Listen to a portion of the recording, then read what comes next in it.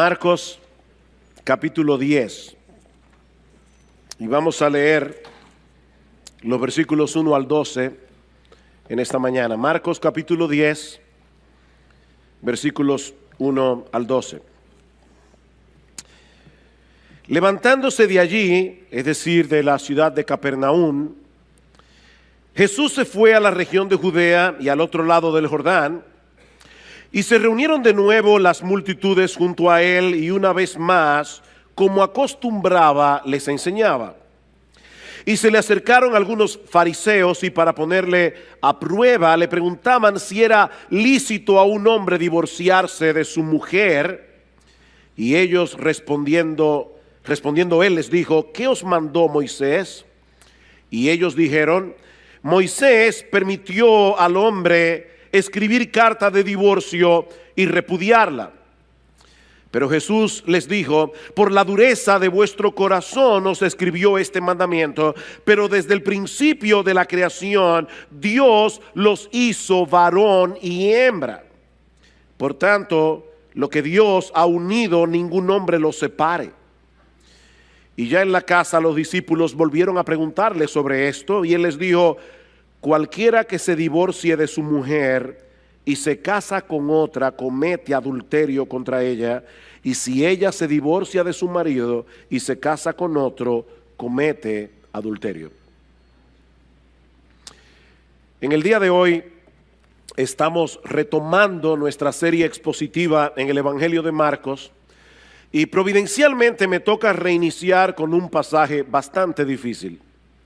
No porque sea complicado en sí mismo, sino por la carga emocional que conlleva hablar acerca del divorcio.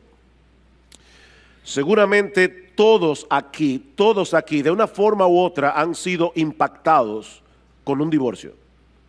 Todos aquí. Alguien cercano que ha pasado por la amarga experiencia de un divorcio, un amigo, un familiar.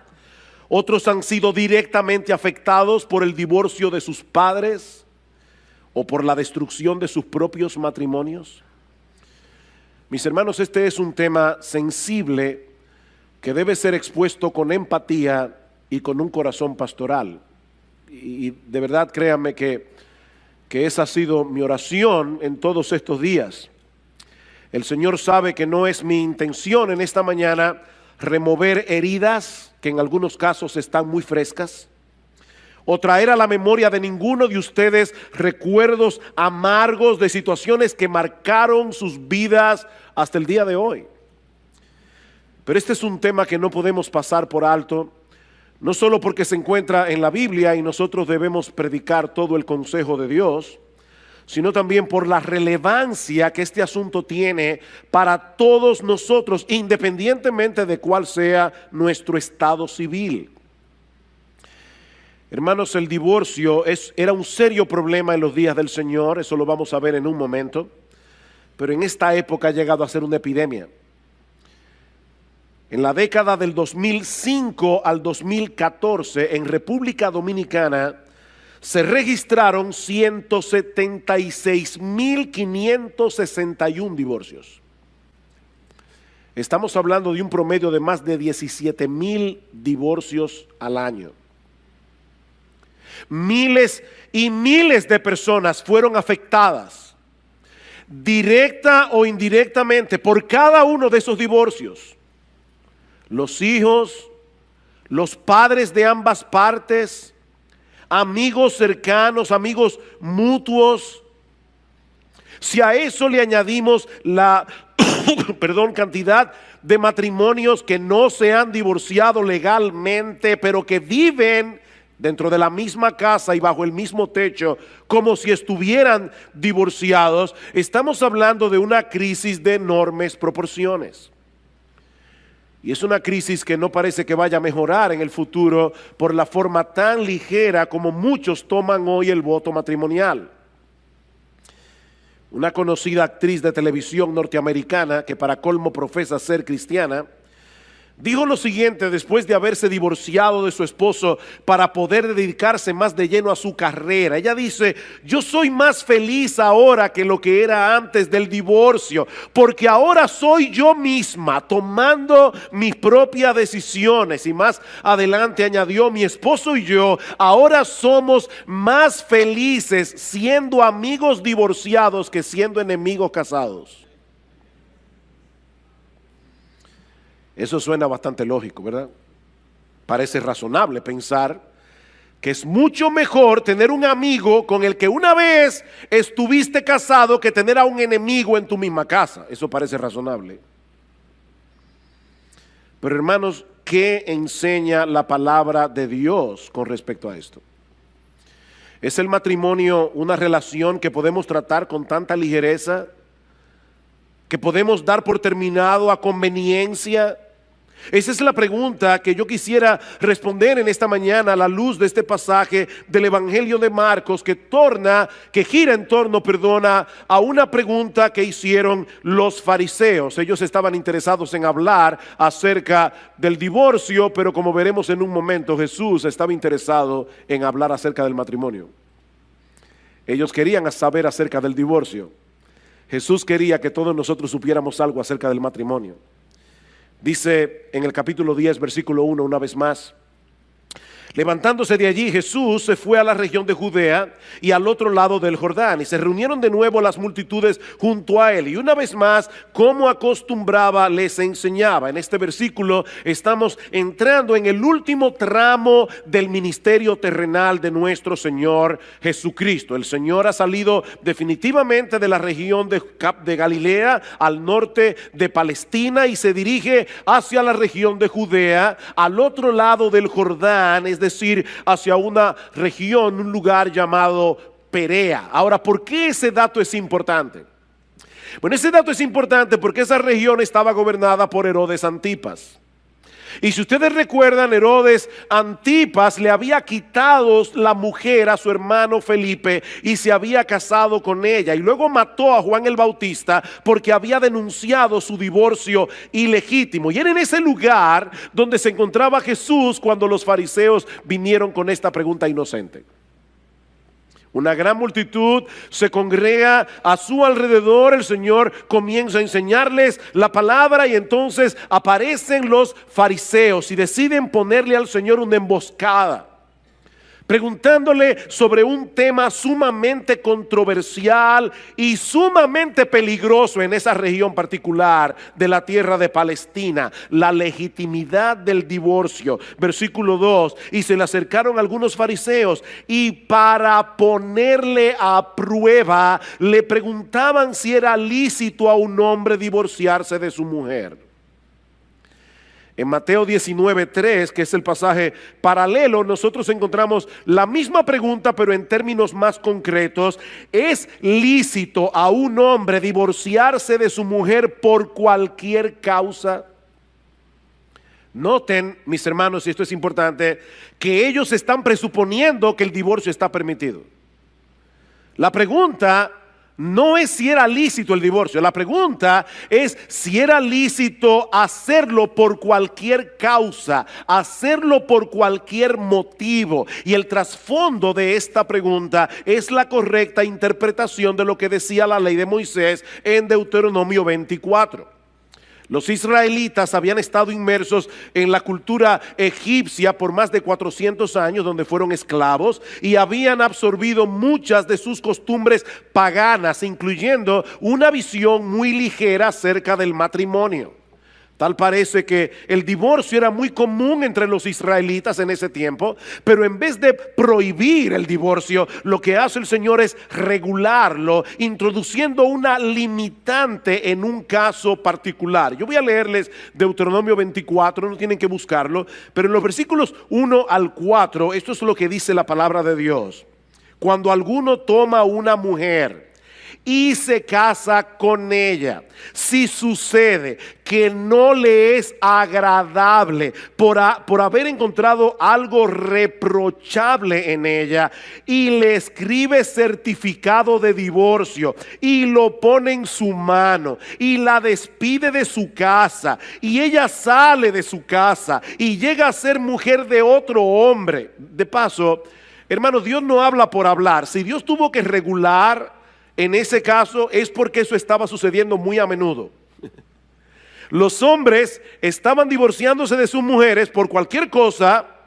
Ellas se iban y se casaban con otra persona y dice ahora el Señor, si el segundo marido también la aborrece y le escribe certificado de divorcio, lo pone en su mano y la despide de su casa, o si muere este último marido que la tomó para ser su mujer, y aquí está la ley: al primer marido que la despidió no le es permitido tomarla nuevamente como mujer porque ha sido menospreciada, pues eso es abominación ante el Señor. No traerás pecado sobre la tierra que el Señor tu Dios te da por heredad.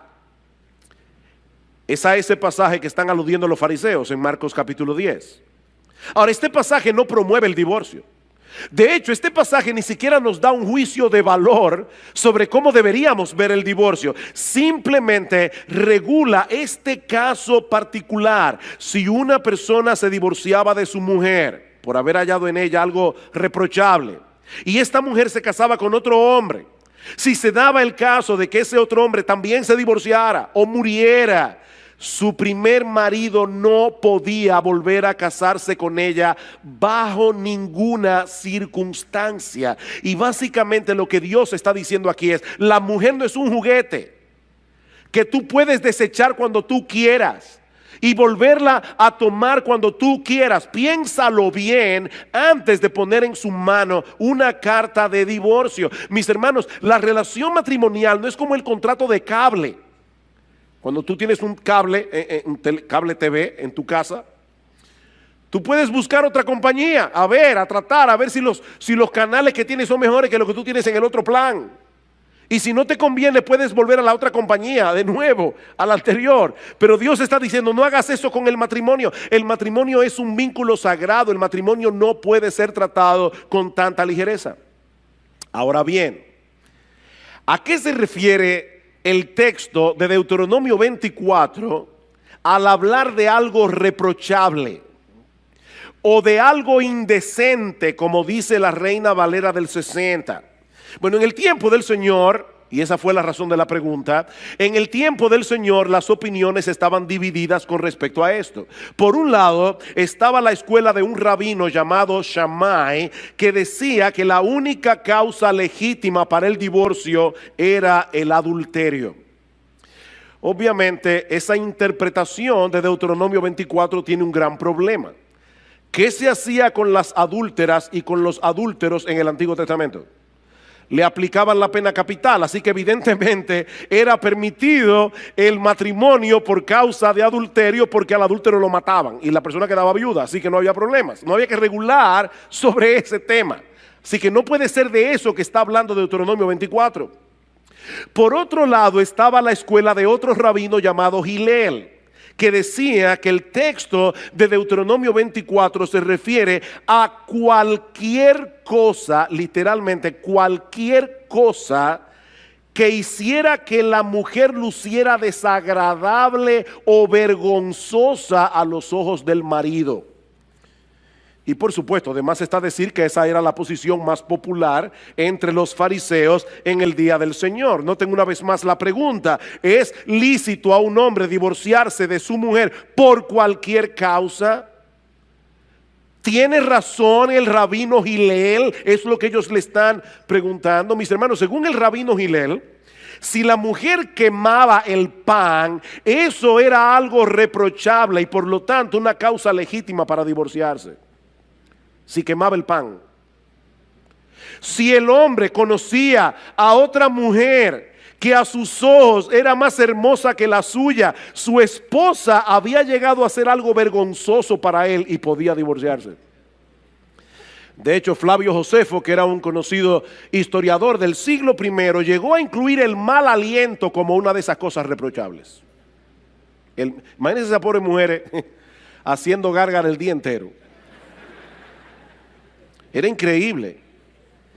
Y aunque nosotros no tenemos el tiempo para considerar en detalle Deuteronomio 24, muchos estudiosos del Antiguo Testamento, y yo concuerdo con esto, piensan que esa cosa indecente, esa cosa reprochable puede referirse a una conducta indecorosa de parte de la mujer que no llegaba a ser adulterio.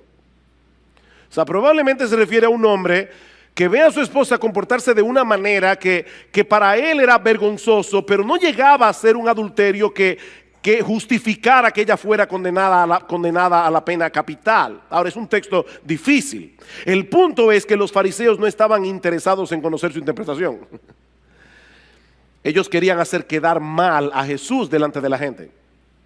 Tal vez sospechaban que el Señor iba a estar de acuerdo con la posición más estricta y que eso iba a restarle popularidad. O tal vez esperaban ponerlo en una situación bien difícil con Herodes Antipas. Recuerden que Marcos dice, ellos lo pusieron a prueba. Esto fue una emboscada, mis amados hermanos. Ellos pusieron a Jesús en riesgo. ¿Cómo resuelve Jesús este dilema? Llevándolos a considerar el diseño original de Dios para el matrimonio. Ya vimos la pregunta de los fariseos, veamos ahora en segundo lugar la respuesta de Jesús. Versículo 3. Me encanta esta respuesta. Y respondiendo él les dijo, ¿qué os mandó Moisés? Es una pregunta interesante.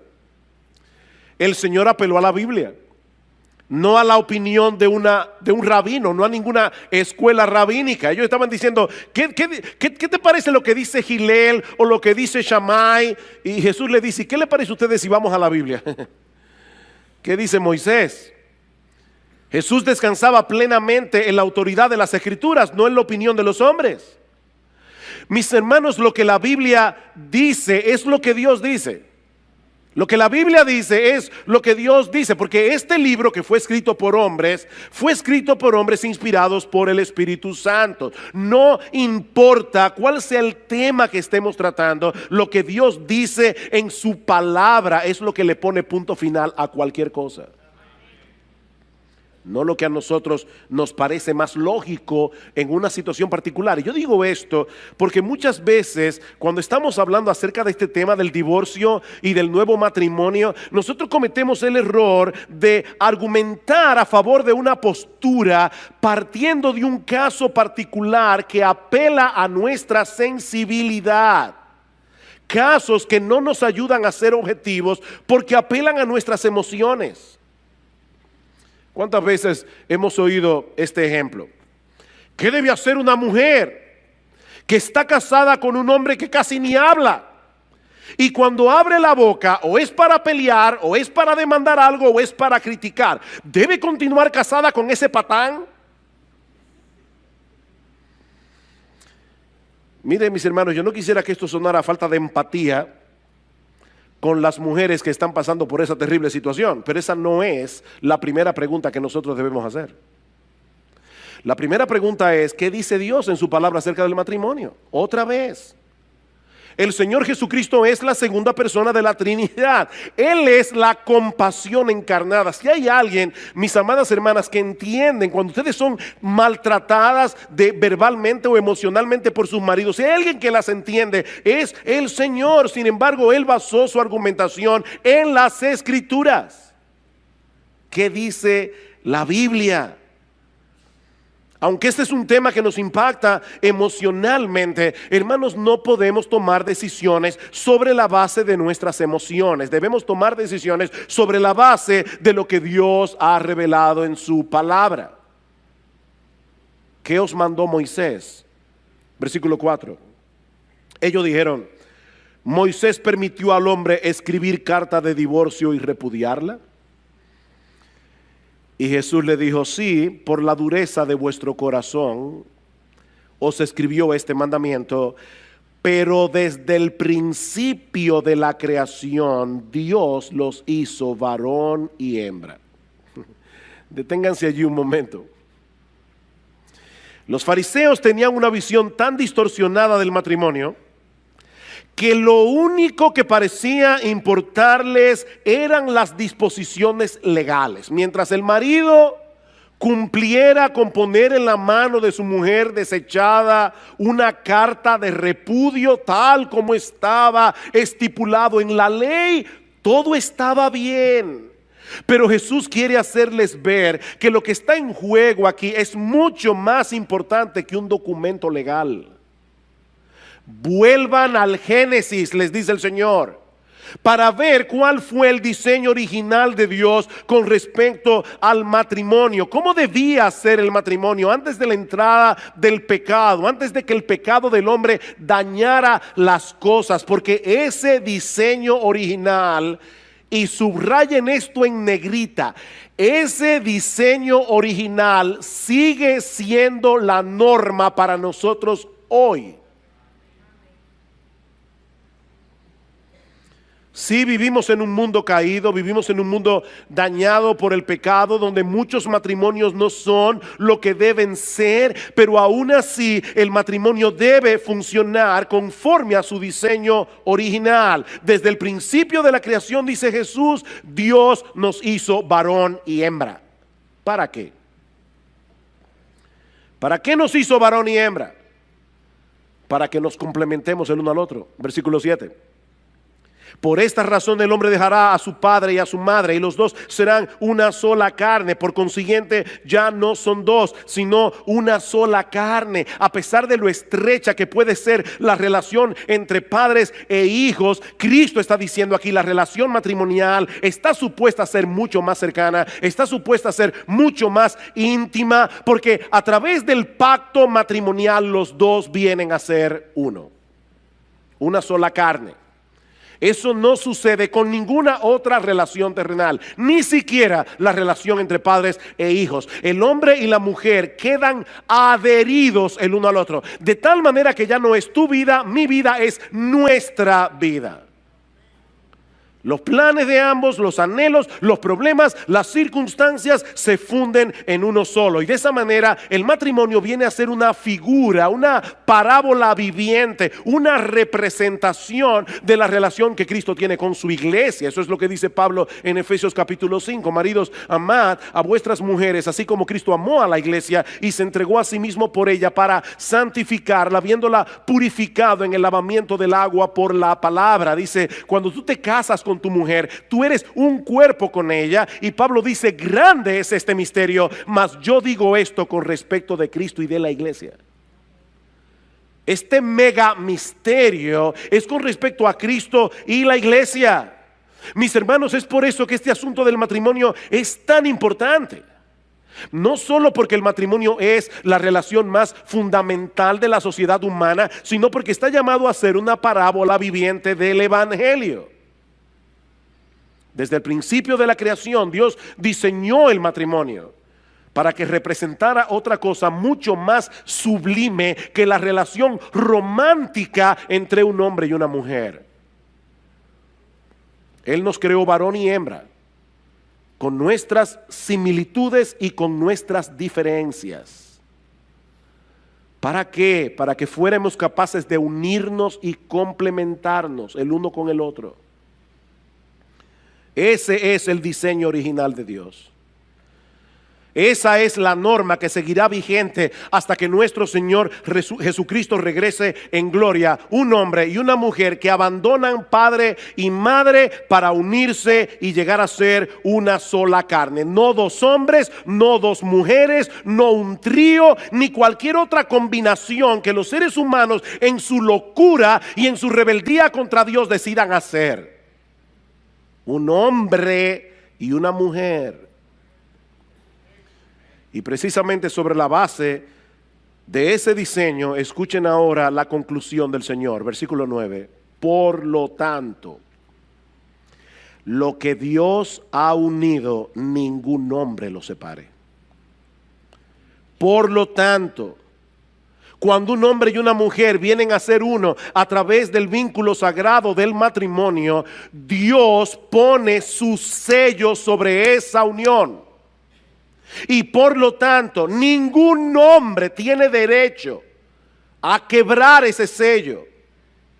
Mis hermanos, ese es el estándar de Dios y ese tiene que ser el estándar de la iglesia.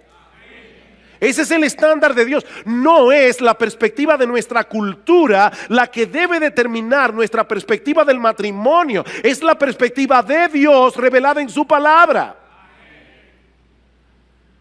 Es como si Dios tomara a un hombre y a una mujer y los pegara el uno al otro con un pegamento celestial. Y no conforme con eso, pone un sello en el punto de unión para que nadie se atreva a romper ese sello. En Malaquías capítulo 2, Dios es bien claro en el versículo 15. Dice: Dios aborrece el divorcio. Dios odia el divorcio. A Dios le repugna el divorcio. Eso es lo que dice la Biblia.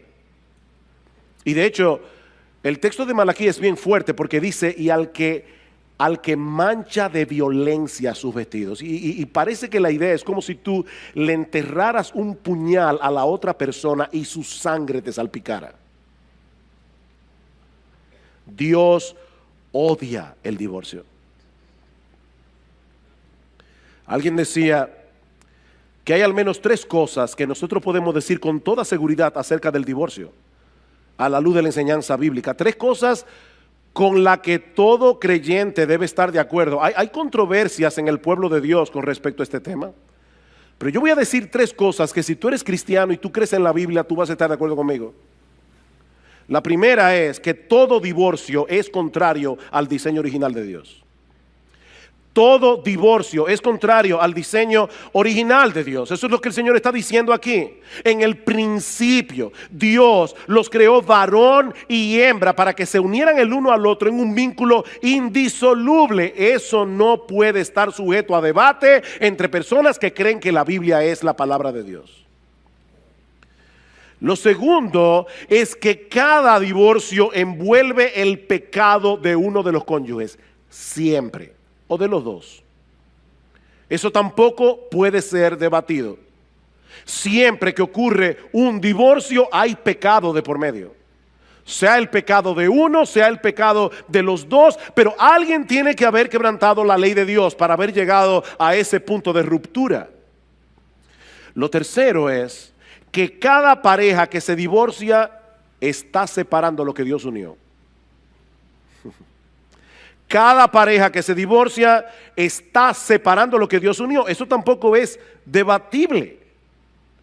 Es por eso, mis hermanos, que resulta imposible tener un divorcio indoloro. Una vez alguien vino a mi oficina, una persona que no es miembro de esta iglesia, pero me dijo: pastor, yo necesito ayuda, me estoy divorciando de mi marido y yo quiero que usted se intervenga, nos ayude para que esto no sea traumático. Yo le dije: mira, yo te quiero mucho, pero yo no puedo hacer eso. Es imposible tener un divorcio que no sea traumático. Ni el mejor consejero del mundo, yo no lo soy, pero ni el mejor consejero del mundo puede ayudarlos para tener un divorcio indoloro. Cuando nosotros pegamos 2 pedazos de madera con un pegamento bien potente, no se pueden volver a separar sin que se rompan en algún lado. Eso es imposible. Todo divorcio es traumático, porque estamos rompiendo lo que Dios unió a través de un pacto. Pero hermanos, lamentablemente nuestra sociedad occidental ha sufrido cambios muy profundos en las últimas décadas y eso atenta directamente contra esa perspectiva bíblica del matrimonio. Hasta hace relativamente poco tiempo la gente solía pensar en el matrimonio como una unión contractual permanente, diseñada con el fin de proveer amor mutuo, procreación y protección.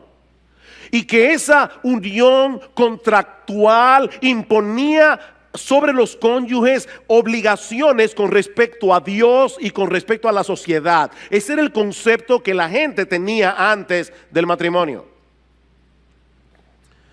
Pero desde hace unas décadas el matrimonio ha comenzado a ser percibido como un contrato sexual temporal, diseñado para la gratificación de las partes individuales En otras palabras, lo que antes era una institución pública para el bien común, ahora es un arreglo privado para la satisfacción del individuo.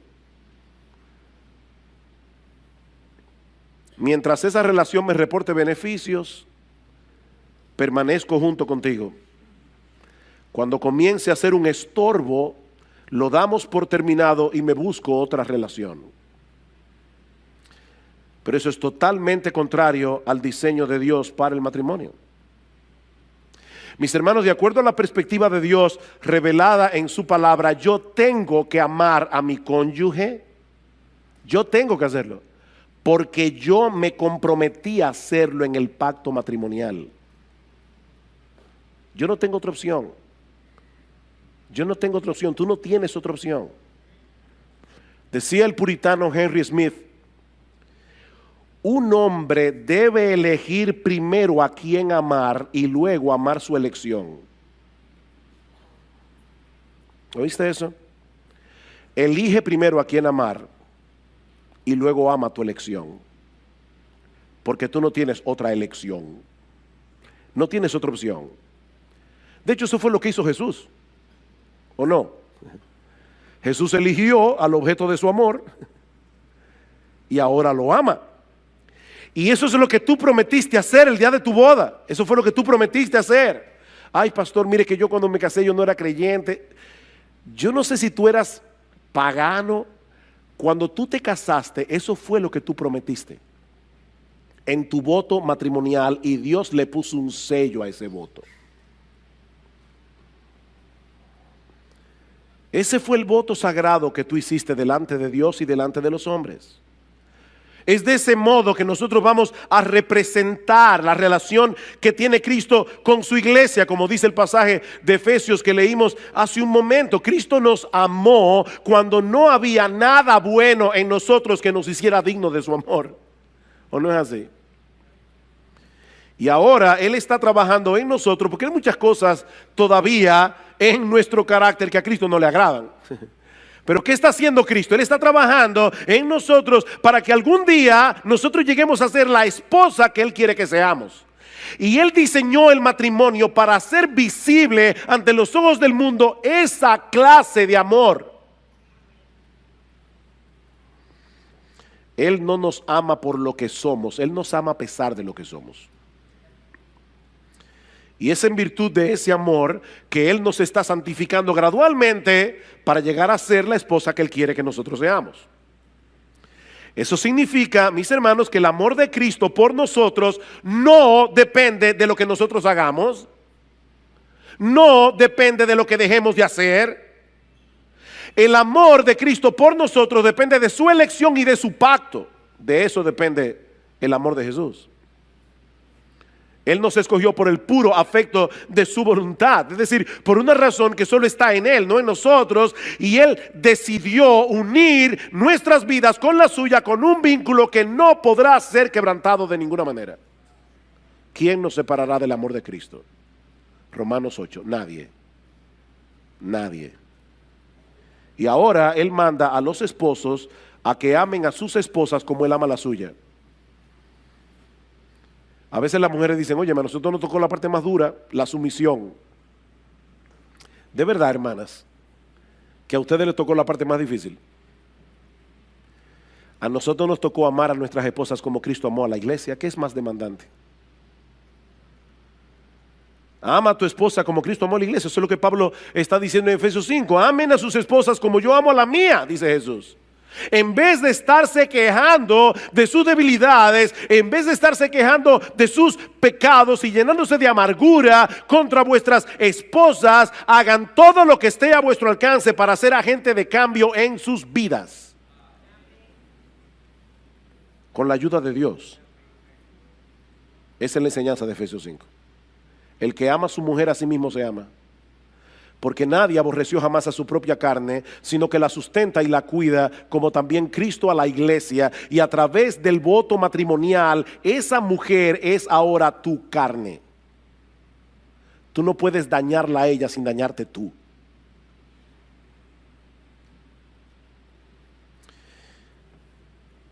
Yo les dije, hermanos, este pasaje, ¿verdad?, comienza con una pregunta sobre el divorcio, pero de lo que habla Jesús es del matrimonio.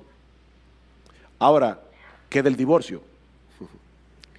¿Quiere decir entonces que no existe ninguna razón legítima para que una pareja se divorcie? Eso nos lleva a nuestro tercer encabezado. Ya vimos la pregunta de los fariseos, luego la respuesta de Jesús. Veamos ahora en tercer lugar la pregunta de los discípulos. Versículo 10. Y ya en la casa, los discípulos volvieron a preguntarle sobre esto. Yo me imagino a los apóstoles diciendo, pero ven acá, a final de cuentas, él no respondió a la pregunta. Ellos se quedaron dándole mente al asunto. Por lo menos no lo respondió directamente. Y yo supongo que Jesús no quiso responder, por lo menos por dos razones. Por un lado, porque no era una pregunta sincera, eso ya lo vimos hace un momento, esto fue una emboscada. Esto no era una pregunta sincera, ellos no tenían ningún interés de entender mejor las escrituras, ellos querían desacreditar a Jesús. Y el Señor decidió no responderles. Pero yo pensaba, estudiando ese texto esta semana, ¿y no será también que Cristo no quiso responder directamente? Porque Él quería dejar en la multitud una visión elevada del matrimonio. Recuerden que los fariseos no eran los únicos que estaban allí ese día. Si leen el versículo 1 otra vez, allí dice que Cristo estaba rodeado de multitudes. Ahí había mucha gente, muchísima gente. Y es muy probable que el Señor hubiera querido dejar en sus mentes la idea de que lo importante no es si existe alguna razón legítima para divorciarse. Lo importante es recordar que hay muchas razones para seguir casado. Pero los discípulos estaban inquietos. De hecho, en el pasaje paralelo de Mateo dijeron, ay mi madre, pero si eso es así no conviene casarse. Ellos estaban tan acostumbrados ya a esa cosmovisión de que se podían zafar de la mujer por cualquier cosa, que ellos llegaron a pensar, entonces no conviene casarse. Así que ellos vuelven a preguntarle al Señor en privado, y eso nos lleva a nuestro último encabezado, la respuesta de Jesús a los apóstoles. Versículo 11. Y Él les dijo, esto es en privado ahora a los discípulos, cualquiera que se divorcie de su mujer y se case con otra comete adulterio contra ella. Y si ella se divorcia de su marido y se casa con otro, comete adulterio. Ustedes ven, hermanos, por qué yo les decía que esto fue una trampa que los fariseos le pusieron a Jesús, no solamente por lo de Herodes Antipas. ¿Ustedes imaginan que Jesús viniera a un programa de televisión con un alto rating de audiencia y que le hicieran esa pregunta frente a las cámaras? Y Cristo dijera, en nuestra sociedad, cualquiera que se divorcia de su mujer por cualquier causa, porque esa fue la pregunta, y se casa con otra persona, ha adulterado. Esta sociedad está llena de adúlteros. No hubiera sido muy popular. Seguro que no hubiera sido muy popular. Ahora, hermanos, es importante recordar cuál fue la pregunta que Jesús está respondiendo aquí en el Evangelio de Mateo. ¿Es lícito a un hombre divorciarse de su mujer por cualquier causa? La respuesta del Señor a los discípulos es por supuesto que no. Por supuesto que no. No importa lo que las leyes humanas digan al respecto. Lo que Dios unió, el hombre no lo puede separar. Ese matrimonio se registró en la oficialía celestial y Dios no lo ha tachado.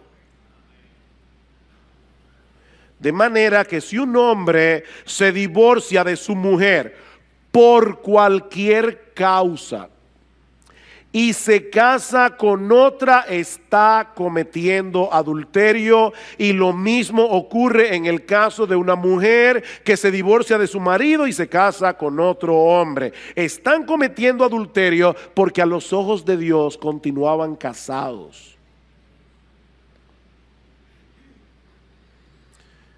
Mis hermanos, no hay que ser un experto en teología para entender lo que el Señor está diciendo aquí.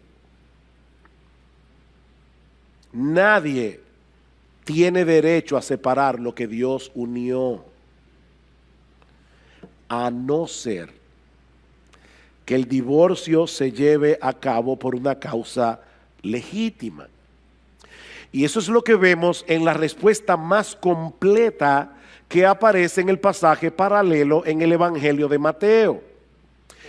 Mateo 19:9, y yo os digo que cualquiera que se divorcie de su mujer, salvo por infidelidad, y se casa con otra, comete adulterio. La versión Reina Valera lo dice de esta manera: yo os digo que cualquiera que repudia a su mujer, salvo por causa de fornicación, la palabra allí es porneia e incluye una amplia gama de pecados sexuales, salvo por causa de fornicación y se casa con otra, adultera, y el que se casa con la repudiada, adultera. Es la misma enseñanza que encontramos en el Sermón del Monte, Mateo 5:31. También fue dicho: cualquiera que repudie a su mujer, dele carta de divorcio. Pero yo os digo que el que repudia a su mujer, a no ser por causa de fornicación, hace que ella adultere, y el que se casa con la repudiada comete adulterio.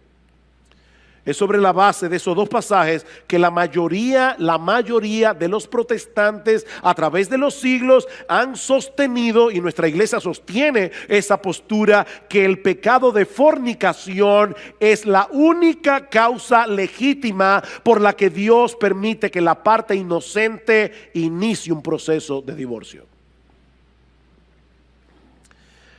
Ahora, noten, mis hermanos, lo que yo estoy diciendo y lo que no estoy diciendo. Yo no estoy diciendo que la parte inocente tiene que divorciarse. No, yo no he dicho eso. En el Evangelio hay lugar para el perdón y hay lugar para la restauración. Y siempre que sea posible, oigan lo que estoy diciendo, hermano, porque a veces no es posible.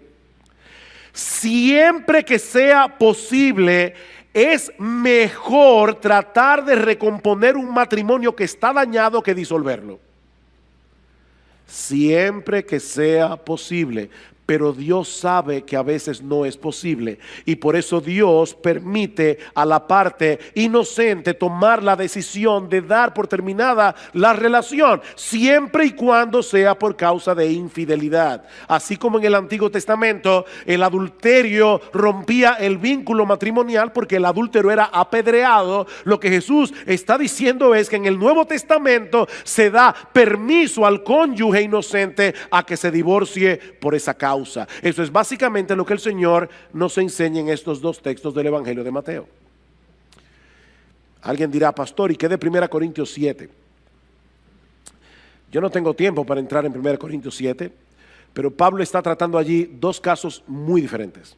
En primer lugar, está tratando el caso de dos creyentes que porque la relación matrimonial está tan deteriorada, deciden separarse. Y Pablo dice: si a pesar de lo que ya el Señor dijo acerca del matrimonio, ustedes deciden separarse, no se pueden volver a casar. No se pueden, no tienen permiso de Dios para volverse a casar. Por supuesto, ahí Pablo no está tratando con el problema del adulterio. Si hubiera adulterio, habría que tratar ese caso independientemente. Pablo está diciendo dos personas que de repente, profesando ser creyentes, deciden separarse.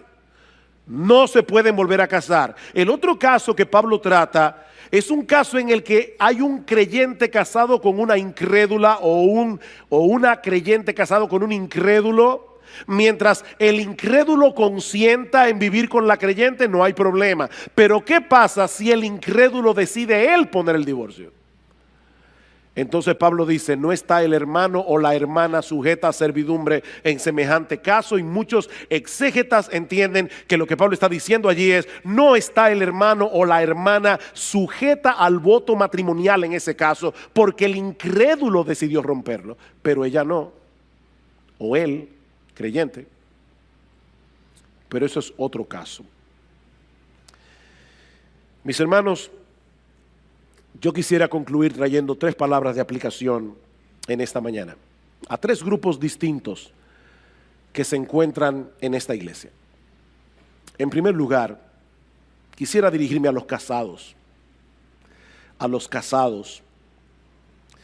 Queridos hermanos, amigos que están aquí en esta mañana, el matrimonio no es un juego. El matrimonio no es un juego. Y el divorcio no es el único mal que afecta el matrimonio. El matrimonio es un pacto de compañía, como vemos en Proverbios capítulo 2, versículo 14, Malaquías capítulo 2, Proverbios 2:16, Malaquías 2:14. Es un pacto, una promesa sobre la que yo juro. De manera que cuando un hombre o una mujer es indiferente hacia su cónyuge o está violando el papel que Dios le asignó en ese matrimonio donde debían complementarse el uno al otro, están violando el pacto que hicieron en la presencia de Dios. Y mis amados hermanos casados, amigos casados, nadie puede violar ese pacto sin sufrir las consecuencias. El que ama a su mujer, a sí mismo se ama. ¿Sabes por qué? Porque tu mujer es tu cuerpo.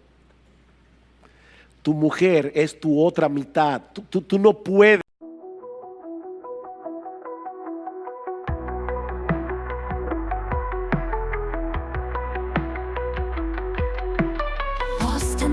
City lights choking the night, empty hands reaching out, nowhere to find. Broken dreams like shards beneath our feet, echoes of whispers, no soul can be. Eyes wide open, can't see through the haze. Neon signs flicker stories of our days. Concrete jungle tangled in my mind, searching for reasons, but reasons blind. We dance with ghost shadows beneath neon, anchored to the past, future already gone. Can't escape the pull, dark thoughts intertwined. Melodies fade out in the silence we find.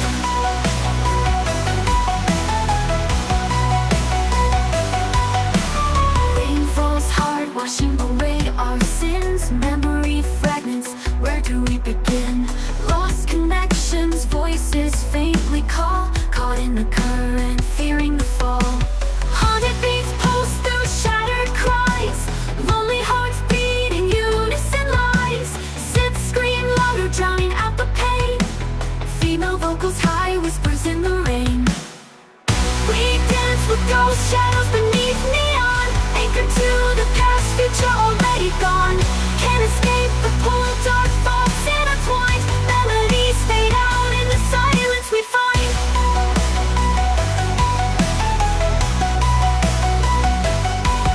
We dance with ghosts, but shadows can fade. Letting go of the past, a choice to be made. Break free from the pull, rewrite the design. Melodies rise up, a new strength we find. Rain falls hard, washing away our sin. Rain falls hard, washing away our sin. Rain falls hard, washing away our sin. Melodies rise up, and new strength we find. Rain falls hard, washing away our sin. Rain falls hard, washing away our sins. Rain falls hard, washing away our sin. Melodies rise up, and new strength we find. Heartbeat, a rhythm, a steady refrain. Breaking the silence, washing away the rain. Hope ignites a spark, a fire in our eyes. Together we'll rise under brighter skies. We dance with ghost shadows beneath neon, anchored to the past, future already gone. Can't escape the pull, dark thoughts intertwined. Melodies fade out in the silence we find.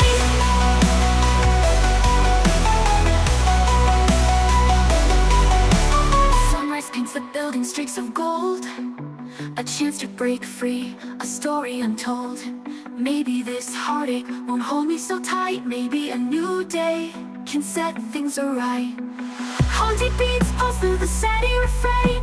Letting go of the past, a choice to be made. Break free